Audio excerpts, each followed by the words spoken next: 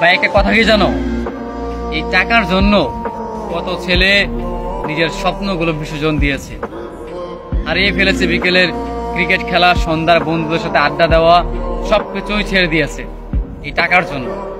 টাকার জন্য প্রতিটা ছেলে নিজের ক্যারিয়ারটাকে এলোমেলো করে দিয়েছে।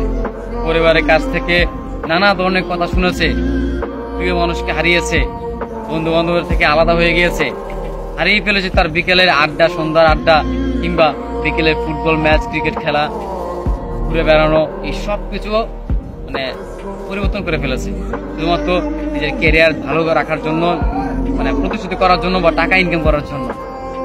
আসলে সময়ের সাথে সাথে সেই ছেলেটা পাল্টে গিয়েছে। যেই ছেলেটা একটা সময় ক্রিকেটে আসক্ত ছিল, যেই ছেলেটা একটা সময় কোনো একটা মেয়েকে ভালোবাসতো, যেই ছেলেটা একটা সময় সবসময় বন্ধুদের নিয়ে আড্ডায় থাকতো, ঘুরে বেড়াতো, আজকে টাকার জন্য সে তার পরিস্থিতি পাল্টিয়ে নিয়েছে।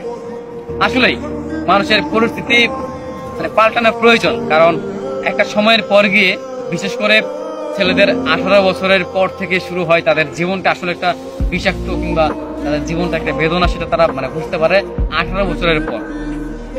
বা 18 মানে জীবনের যে বয়সটা, সেটা হচ্ছে যে 18 বছর। তার আগে যে মুহূর্তগুলো, সেগুলো মানে খুব ভালো কাটবে, কিন্তু জীবনে যে 18 বছর যে পার হয়ে যাবে, কিংবা এই বছরটা যখন পার হয়ে যাবে, ঠিক তখনই প্রতিটা ছেলে কিংবা প্রতিটা মেয়ে, তাদের কাছে মানে তাদের জীবন একদম বিষাক্ত মনে হয়।